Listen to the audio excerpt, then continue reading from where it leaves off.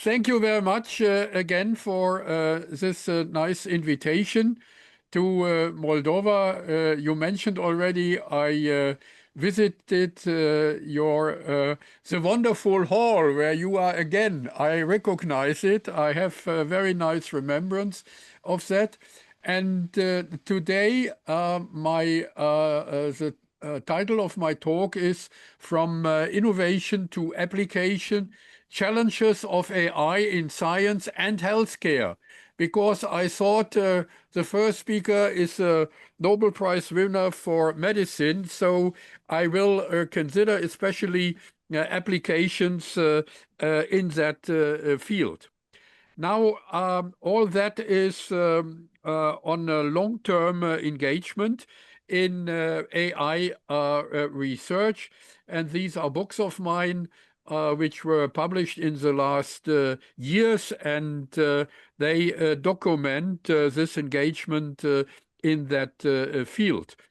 I will start on this background with the question, what can we learn from nature? And then I will consider innovation of AI in science, medicine, and healthcare.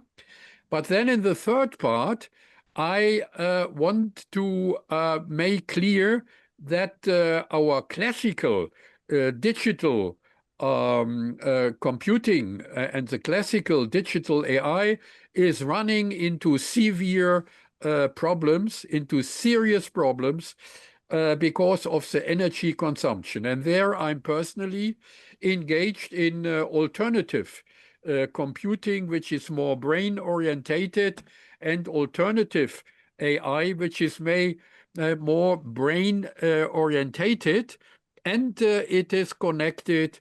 That is called neuromorphic computing, and it is connected with quantum computing, where I'm also engaged, especially here in Munich, at my university, the Technical University of Munich. And in the end, I will come back to the question of responsibility of AI for the future. Now, let's start with the question, what can we learn from nature? To make a long story short, we can learn a lot.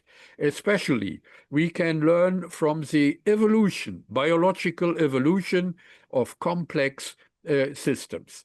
That means in life science, you know, the atom of life is a cell.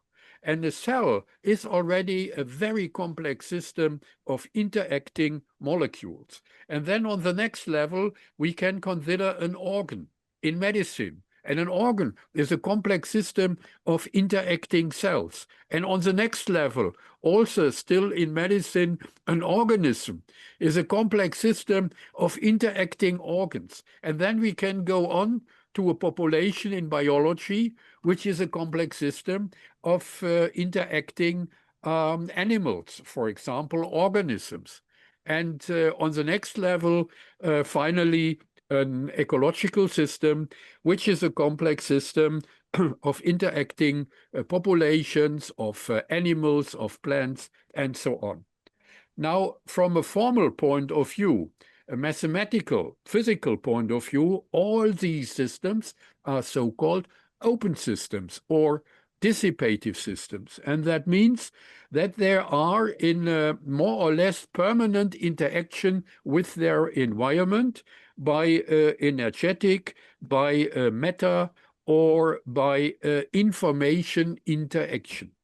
And at certain critical values of this kind of interaction with the environment, we observe that more or less spontaneously, new order, new structures, new patterns emerge. And a prominent example is the brain. The brain is a complex system of billions of interacting cells of neurons, and they are interacting by synaptic, electrical, neurochemical interactions. And here in this picture, you can see the brain with neural clusters. That means synchronously firing excited neurons, which are here illustrated by the colors yellow and red. That means pattern emergence, which I mentioned before, everywhere in nature and in complex system, now in the brain. And the amazing insight is that these patterns here in yellow and red, which are measured and observed by so-called PET measures, that means positron emission tomography measures, that these patterns are correlated with cognitive, with psychic states. For example, perceptions, emotions, thoughts, and consciousness. So a psychologist or brain researcher can see with these pictures what the individual patient is just doing. And now this activity of this complex system is illustrated here in a systematic way. On the left, on the macro level, you see the brain, and then on the micro level, the interaction of neurons and synapses, and here even in more detail. And when these neurons are excited, they fire, they generate an electrical signal which is sent to the neighbored cells. And that was at first time observed and measured in the 40s and the beginning 50s of the last century by two Nobel Prize winners in medicine that were Hodgkin and Huxley in Cambridge. And for the first time, they could measure this activity of the neurons. In that time, it was not possible to measure these very tiny synapses and neurons in the human brain. These were rather large neurons and synapses in octopus from the ocean. And by that, these physicians, by the way, they got a first mathematical model of the activity in the brain. So to say, a neurobiological model of the interactivities of the brain. And one of the rules they detected and wrote down in a mathematical equation was the rule that such a neuron is excited. That means it will fire an electrical signal if the inputs of the neighbored cells, the sum of the inputs of the neighbored cells, is larger than a certain threshold value. And therefore, the sigma here, mathematically, you know, that is the symbol for a sum, summing up the neighboring inputs. Now, that was fine, and that inspired later on significantly the modern AI approach with machine learning. Because in that approach, they used a simplified model of the human brain, the neural networks. In a simplified way, they are shown here. And the nodes here in this diagram represents neurons. The arrows represents the synaptic interaction. And in the model, these arrows are weighted by numbers. And the numbers indicate the intensity of the neurochemical intensity of the signals. And then, as I mentioned before, the rule now in the model, in this computational model, that such a node or a neuron is said to be excited if the sum of the neighbored inputs is larger than a certain threshold value. And by that, you get a process, you get a sequence of signals, a data stream, which is led through the whole architecture of the neural network. And you can see here the neural network is distinguished into certain layers, and that is also inspired by the neocortex of the human brain. The neocortex of the human brain, I think, has up to 6 layers, and that is more or less simulated here. Now, these data streams are triggered by learning algorithms. You know, the brain is learning by data, by experiments and sensory perceptions. And these kinds of learning algorithms nowadays are mentioned here. There is at first supervised learning.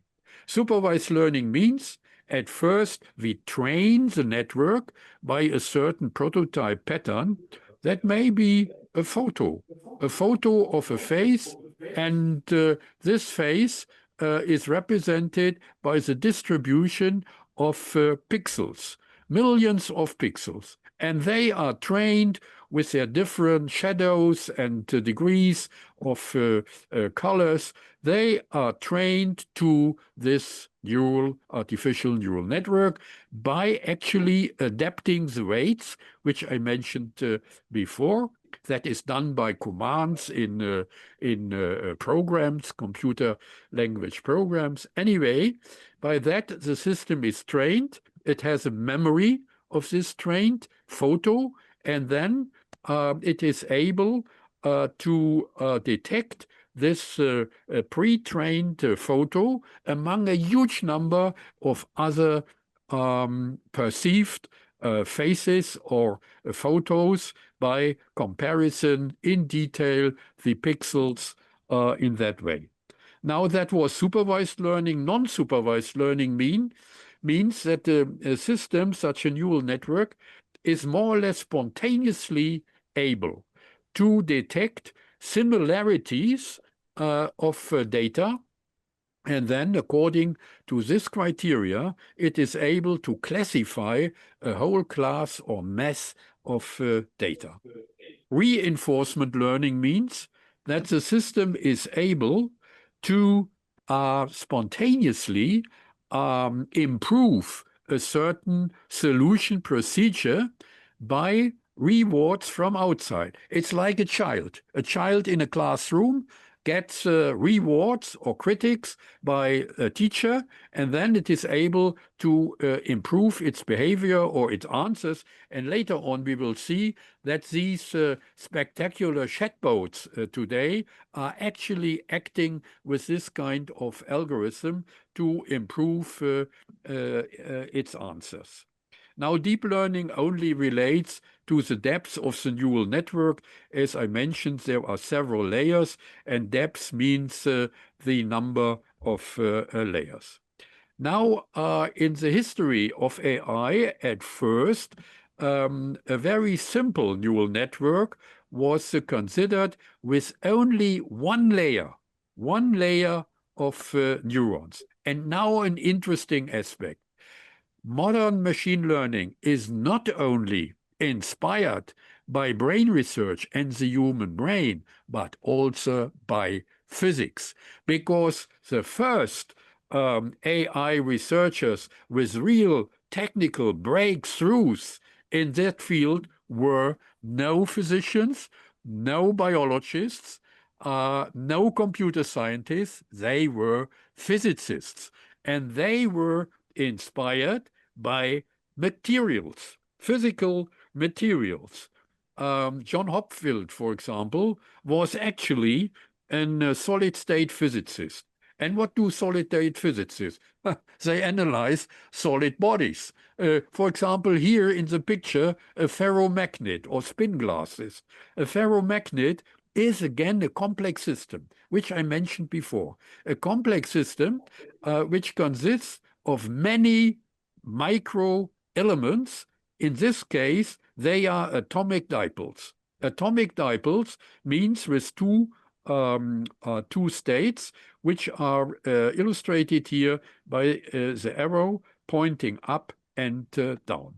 And now this is a more or less random distribution of these microstates of the atomic dipoles in this solid body, a ferromagnet, and then the system is annealed to a certain critical degree of temperature. In this case, it is the Curie point. And then we can observe on the micro level that these dipoles are more or less jumping into one direction. And that means that the whole state is self-enforcing. And so the whole system became magnetized. And that means that from disorder distribution, a new regular order emerged by this kind of phase transition. Now that was physics. And the idea of Hopfield was to use the mathematics here, which describes this process, to transform it into a cognitive system.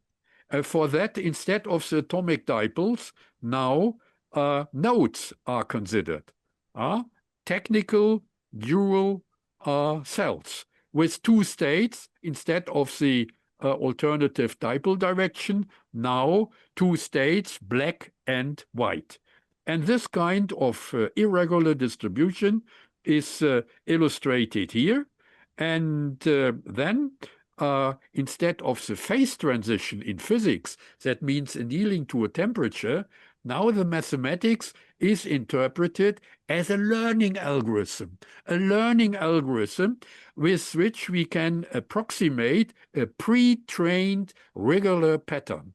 For example, the regular pattern here of the shape of the letter A. So again, order emerge from disorder now by the learning algorithm, and that can be interpreted as a recognition process of a system for a certain order. And for that, Hopfield got the Nobel Prize in the last year in physics, because he is a trained physicist, and it underlines the deep rooting of modern AI in physics, of course, also in mathematics. And that was generalized in the next years, such as in the human brain, not only one layer, but several layers. You remember the neocortex of the human brain? That is illustrated here on the left, only for 4 layers. That means on the bottom here, there are only colored pixels which are distinguished, and then on the next level they are connected as edges and corners, and then next level partial faces, and then the whole faces. And actually that's all. That is modern machine learning.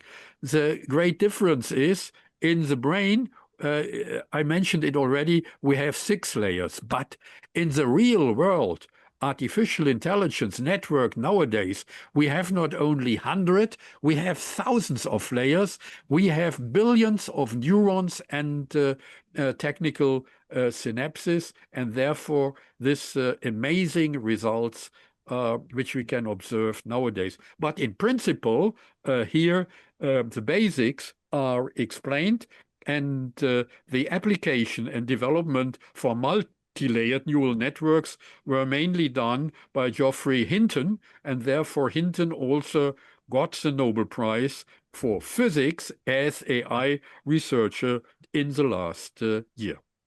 Now, these are the foundations. Let us consider now applications. And we start again with physics.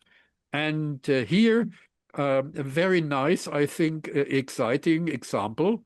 2018, CERN, you know CERN, the Center of Nuclear and the Center of Elementary Particle High Energy Research in Switzerland, they came up with the announcement that now the Higgs particle is detected.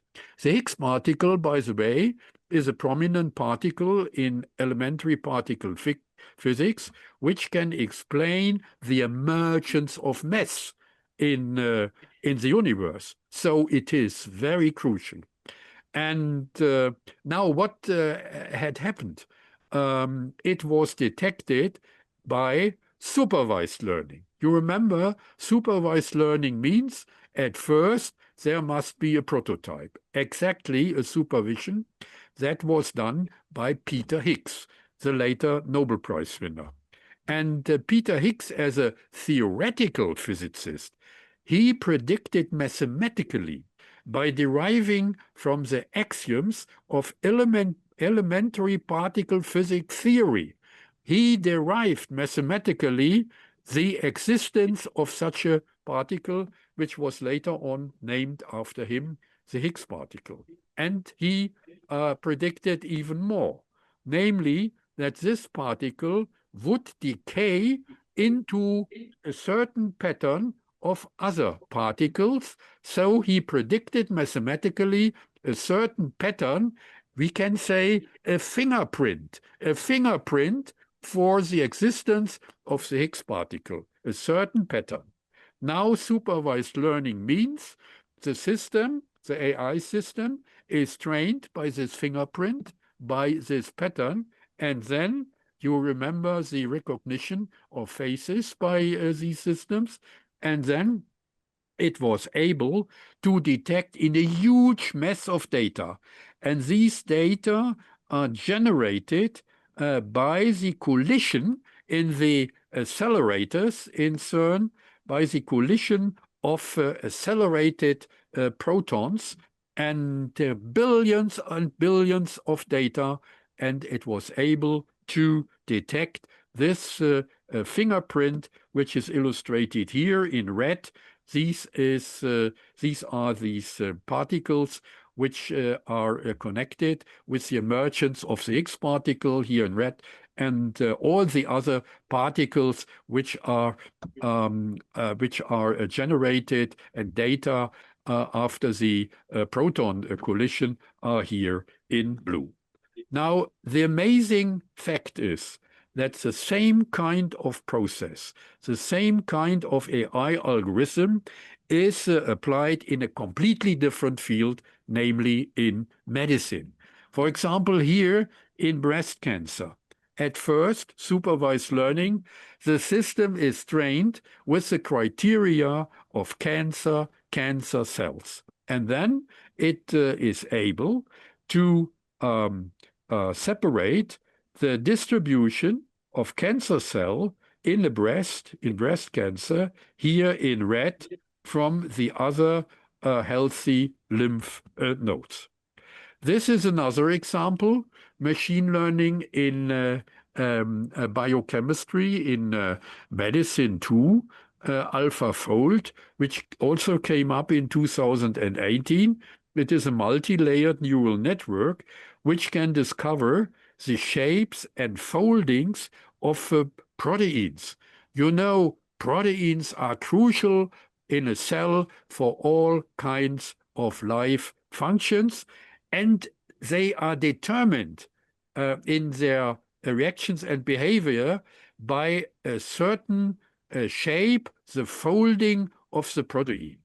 And that is a standard folding. And if there are tiny deviations, they may be a hint for the emergence, for example, of cancer tumors and so on. So what here the algorithm is doing, it is analyzing a protein as a sequence of amino acids.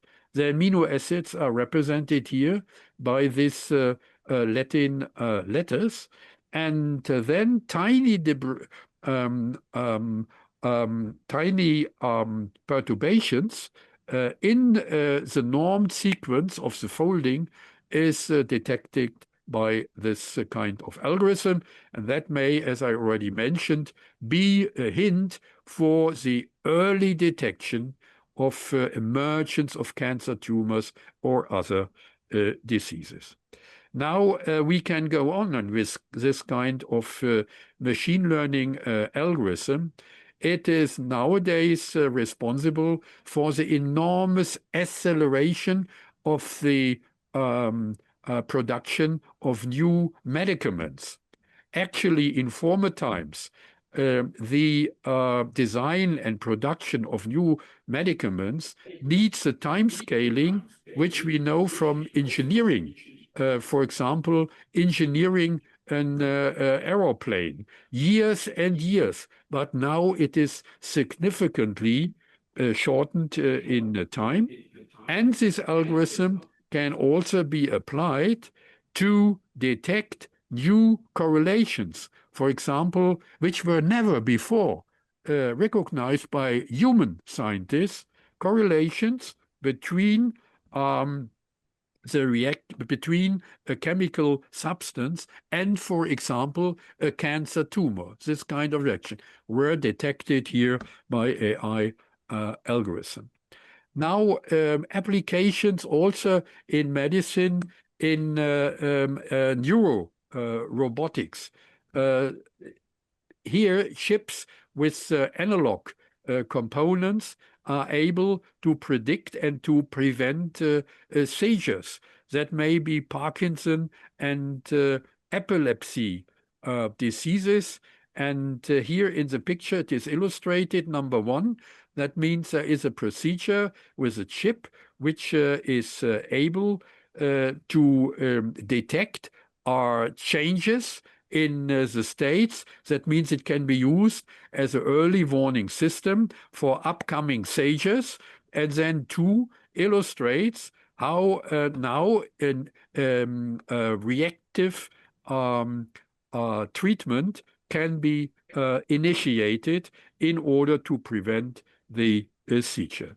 And another example on that line with neuroprosthesis in neuro robotics, the interaction of humans, human organism tissues, nervous tissues with the technical prosthesis, for example, that is illustrated here. Learning neural net encoders transfer sensor or motor steering signals into parallel sequences of pulses for regulated, implemented microcontacts here in nervous tissues. Now, in medicine, the AI tools are not only applied here in high-tech surgery, but they especially nowadays are necessary for the infrastructure of medical health care. And that is so important that became obvious in the time of the pandemics. You know, I remember in Germany, they used high-tech in the surgery, but the infrastructure was very poor. And so this is illustrated here in the diagram. Infrastructure means the digital interaction between patients, medical carer, service provider, and so on, to have an effective interaction for the health of the patients. Now, all that is fine. All that is fine nowadays with digital tools and AI tools. But now I come to a crucial aspect, namely the digital equipment nowadays is based on digital classical computers, and with that we will run in the next year in severe problems. And therefore I'm personally engaged here in more brain-oriented computing and finally quantum AI, and that would now be the next part. As I mentioned, all these nice applications, which I mentioned before, are realized on digital computers. These are the so-called von Neumann computers. The architecture is still von Neumann. You know, von Neumann technically realized the first digital program-controlled electronic computer already in the 40s, but the architecture is still the same even on our digital chips nowadays, in your smartphones, in our classical supercomputers. And the von Neumann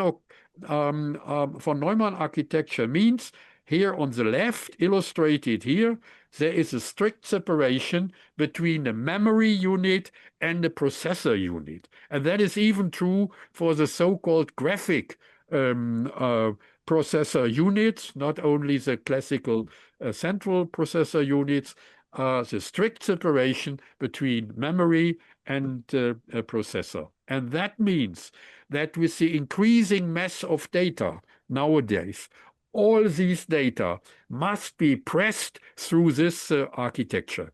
And that needs a lot of energy. It needs a lot of time. So in some years, the major part of energy consumption on this earth will be in digitalization with this kind of architecture.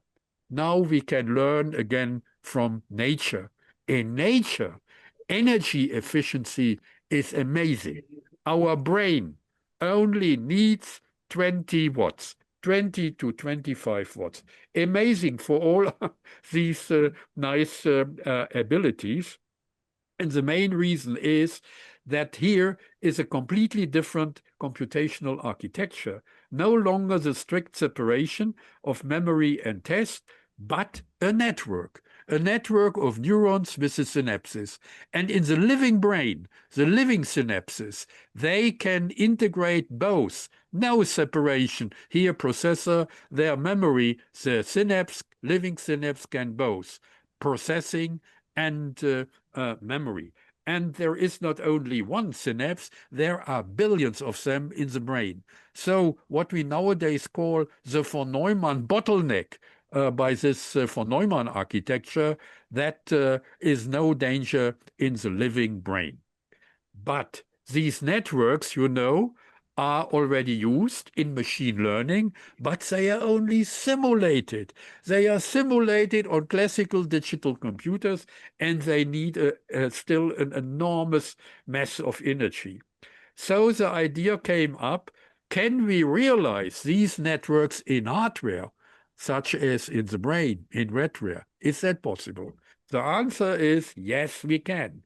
And first, the idea came up in the 70s, the 80s of the last century by an a professor of electrical engineering in UC Berkeley. And he theoretically suggested a so-called memristor. That means a kind of transistor which is able to integrate, like the living synapses, the processor and the memory function. And that is here mentioned for technology. The memristor, is it called? Memristor is a combination of memory and resistor. And that integrates processor and memory. And that is theoretically described here, technically described here in a diagram. And I wrote with Chua a lot of books on the mathematics, me more on the mathematical, theoretical side. He is the electrical engineer. And that is illustrated here, a layer. You remember the Hopfield layer. And the synaptic interaction is now realized by a memristor. So we have the Hodgkin-Huxley level.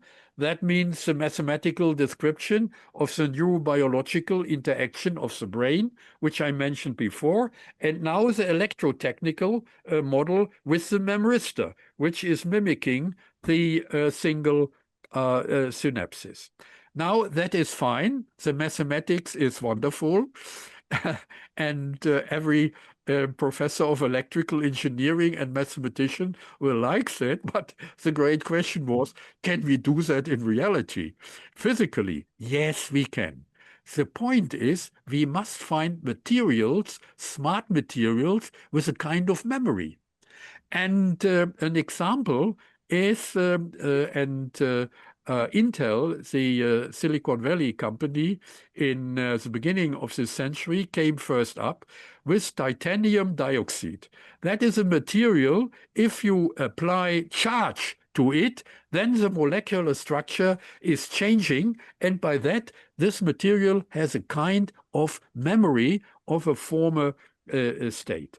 And that was used to realize it here the lecture is mainly for pupils, I heard, at the grammar schools, and we all learn at the grammar school, I hope so, we learned all Ohm's law.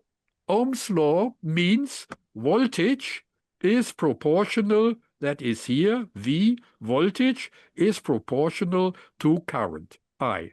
And the proportional factor, R, means resistance. But in the classical version, that is a linear equation, and that means R is a constant.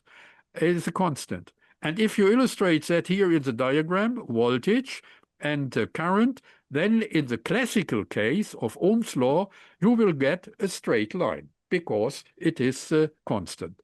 Now here I mentioned permanently charge is applied to the material.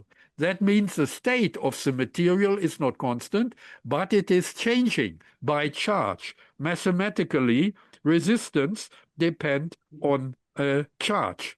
And so, mathematically speaking, the equation is no longer linear. It is a nonlinear equation. And that is illustrated here. You get in this case a kind of curve, nonlinear. And this so-called curve of hysteresis is a signature for all kinds of these smart materials which have this memory capacity. And that is amazing. Nowadays, a lot of new materials were detected which have this kind of signature in the behavior. They can be used as synapses, technical synapses in neural networks. You see here one layer of this network, again with the synapses here mimicked by the memristus, here again illustrated.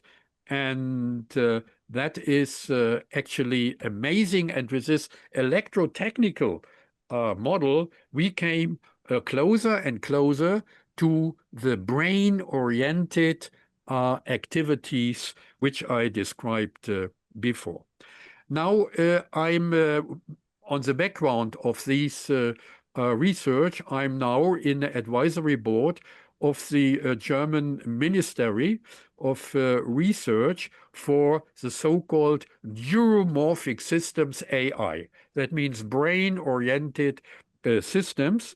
And they are in these future clusters of research, they are not only modeling it mathematically and technically models, but they want to build it, and they do it together with the industry with this kind of materials. Now, being in these research clusters is very exciting because some years ago a new idea came up. Namely, instead of electrons in an electronic network, let us consider photonic networks. Instead of electrons, photons in laser light. And it is no longer between electronical units mimicking the neurons, but here the light between optoelectronical units mimicking these optical neurons. And cannot go here by reasons of time in the details. What we get is a kind of brain of light, I think I want to call that. And I like it. It is still in an infancy, this kind of research, but we already know it will have enormous improvement considering with the memristive and electronic approach, which I explained before. Namely, instead of the milliseconds of electrons, it now only needs nanoseconds of photons. And concerning the energy consumption, it is far more energetically efficient, nearly to 75 watt. And that is amazing. You remember the brain needs 20 to 25 watt. That means with the photonic approach, we come very, very close to the efficiency of the human biological brain. Now, anyway, what I also want to highlight here is the photonic approach. Of course, it is a future perspective, also can be connected with another prominent application of computing nowadays, and that is quantum computing. And here in Munich, I'm also engaged since several years in that field. There's a book of mine of quantum computing, and I only want to mention here some highlights which are typical for quantum computing. The main difference to classical computing is the application of so-called quantum bits. Not only bits, but quantum bits. What does it mean? Actually, very simply to understand. Classical bits, you know, either or, alternative states, 1 or 0. And all kind of information can be represented by this kind of sequences. That is classical digital computing. But here, the case of quantum computing, we also can consider the intermediate states between 0 and 1, namely in the sense to be more probable closer to 0 and more probable to be 1. And so it's a continuous scaling which is packed together in a so-called quantum bit. Now that is mathematically described here. I will not explain the symbolic here. That is the typical language of quantum mechanics, but the idea of a quantum bit, I think, is very clear. Now, concerning the hardware we want to build that, we can use photons. That is a link to this photonic neuromorphic brain, which I mentioned before. We can use a photon, and a photon at first can be used to realize the classical bits, 0 and 1, by polarization. You all know in summertime the polarized sunglasses, and here that means that such a photon can be vertically or horizontally polarized. And that represents 0 and 1. And then in the sense which I described before, we can consider the intermediate state between 0 and 1, and actually the quantum bit is realized in the quantum system of a photon. The point is nowadays, if you look in the labs of quantum computing, they are not only realized by photons, there are a lot of other materials which are used, for example, electrons, atoms, ions, or quantum dots, and so on.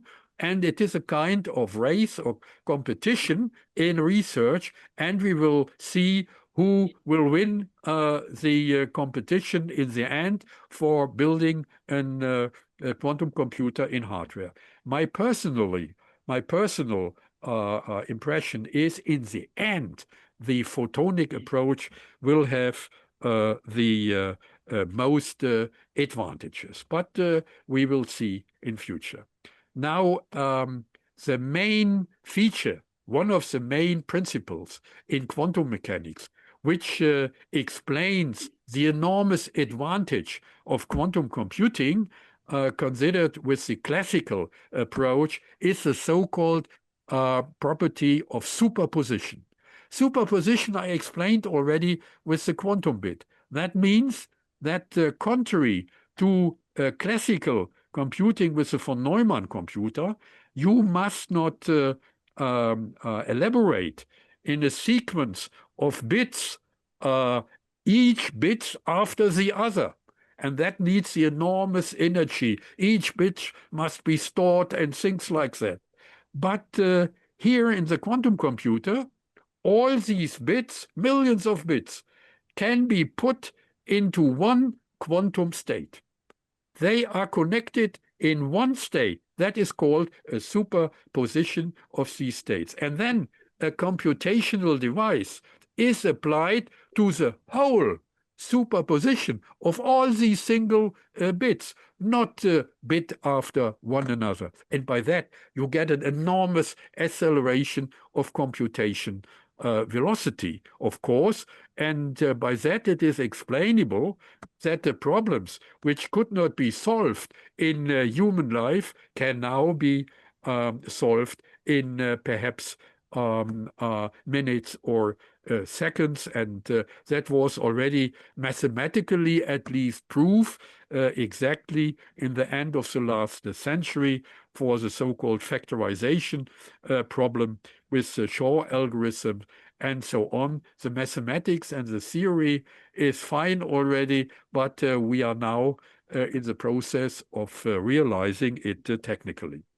And besides the superposition, I want to highlight another main property of quantum mechanics, and that is the so-called entanglement. Actually, entanglement was a philosophical question. And who came up with this deep idea? That was Einstein. Einstein in 1935, he analyzed the formalism and of quantum mechanics, and he said, amazing, we here have to do with a new kind of reality, namely, which is not understandable in classical physics, distant locations, far away particles at far away locations, they are actually in a common state, independent of the distance of these two particles, for example. And that was later on confirmed experimentally by spre in the beginning of the 80s. And nowadays, it is the basic in technology, revolutionary technology, namely quantum communication. That means, and that is illustrated here on the left in technology, which is nowadays already used in China. We have far distant locations here, Earth stations, and then they are correlated, they are entangled in this common state by a satellite. From the satellite here, photonic rays are sent to the different stations, and then these two photon rays are entangled. They are prepared in a common state. And the result is that the perturbation of these networks, you can imagine not only two, but several, a network of these stations, like in a quantum internet, and a local perturbation here is immediately perceived at every location in this network. So in the end, the great advantage of such a kind of quantum internet will be, in a technical sense, absolute security. That means you can detect immediately the perturbations or a cyber attack or whatsoever. So I'm convinced that will be the future of the internet in some years. Now let me come to the end with some remarks towards innovative and responsible AI. Some of you will already waiting for this application of AI, because that is the application. Everyone knows that nowadays. That is ChatGPT. These are, with these kind of chatbots, AI has arrived from the labs in research in our everyday world. Everyone knows ChatGPT, only 1.5 years old. And that means it is a chatbot on the basis of large language models. That means a huge mass of data with algorithm is producing these amazing simulation of human intelligence. And by the way, ChatGPT, that is of course US, that is open AI, one of the most wealthy startups in the world with billions of dollars. And but it has a competitor nowadays, and that is China. 1 year ago, China came up with DeepSeek. And by the way, DeepSeek is needs only a minimal of the energy of ChatGPT. It is much more efficient energetically, and it does not need these very expensive AI chips of the US product. But anyway, both are fine approaches here, and people are amazed, amused. Some people are horrified by this kind of simulation. We all know that. But let me say, my point of view, a mathematical point of view, don't worry, because let us have a glance in the machine room of these chatbots. And that's very simple, because it is working with two well-known algorithms, which I explained before. First of all, supervised learning. Supervised learning, you remember, means that at first the system must be trained by a mass of data. And then the second algorithm is much more interesting. That is reinforcement learning. And we all know that reinforcement learning, because if you interact with ChatGPT, for example, then you know if you are not satisfied with the answer and you criticize ChatGPT, then it is able more or less to improve its answer and to learn again of this kind of interaction. But behind that, from a mathematical point of view, there is nothing else than statistics. That means in the large language models, they are computations of statistical expectation values of future words or letters, which should be inserted here in a certain mask of a pattern of words. Nothing else. And therefore, I like to call these systems a stochastic or a statistic parrot. But anyway, some AI researchers are already speculating that we are on the way to an artificial general intelligence with the abbreviations AGI. And is that true? I am here very reserved, because on this line, we will not realize the artificial general intelligence. But what we can do, amazing. We can do a lot of statistical approaches to simulate human intelligence and even to overcome the possibilities of human problem solving. The example here is that ChatGPT is only reserved to large language models. That means it is mimicking language abilities. But you know, human intelligence is by no means only speaking and communicating. Human intelligence is acting. Human intelligence is perceiving. Human intelligence is detecting by pattern recognition. And that is now on the way with so-called robot GPT, not ChatGPT. Robot GPT means that we do not only have the large language models, but we also have large visual models, we have large sensor models, and we have large motor models. And by that, we can build robots on this basis, such as the ChatGPT.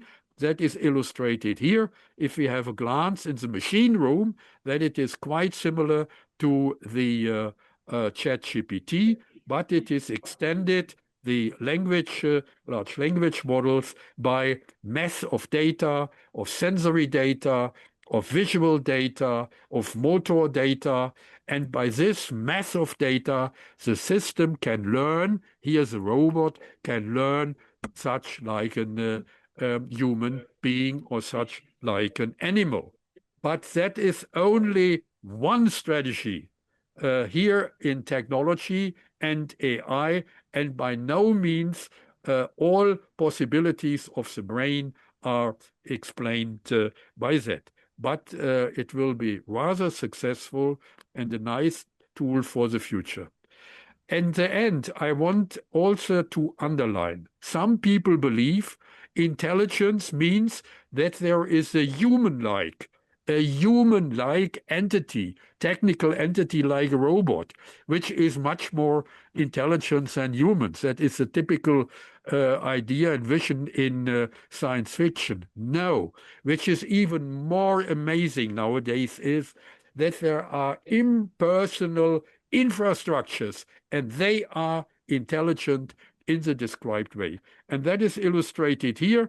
That is really the future here on our planet Earth, that these kind of infrastructures, digital intelligent infrastructures, are growing together, like here, this brain that is, of course, a metaphor, which is spreading all over the planet Earth. And here on the right and left, you find the highlights of infrastructure which are already exist: communication, global communication networks, or circular economy, for example. That means the idea, in order to avoid waste and pollution, that the economy is self-regulating in some sense, like an organism, like a system, in the way that it is able to avoid pollution and waste by incorporating the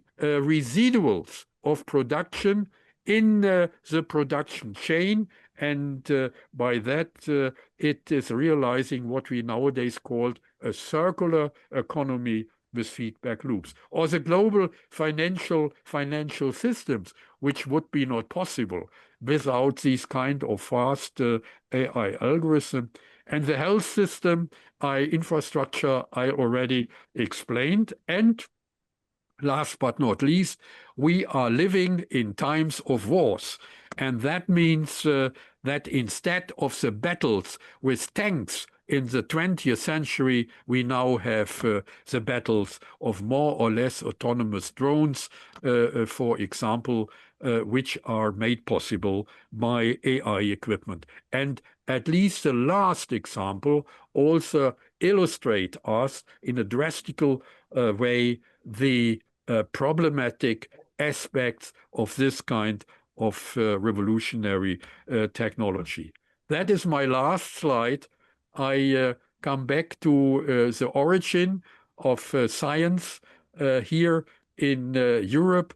You remember that was done in the time of Greek antiquity, and Hippocrates, especially in medicine, one of the first who established what we nowadays would call an evidence or empirically based medicine by observation. But it is important. That is typical for the origin of medicine at that time, that this kind of scientific insight was combined with an ethical attitude of physician, the famous Hippocrates Oath, which requested human well-being as measure of healing and helping. And in that sense, I think it is our challenge for the future that these AI tools, which I mentioned before, also should be used as innovative service system for mankind to handle the increasing complexity in science, health, and civilization. I thank you for your attention.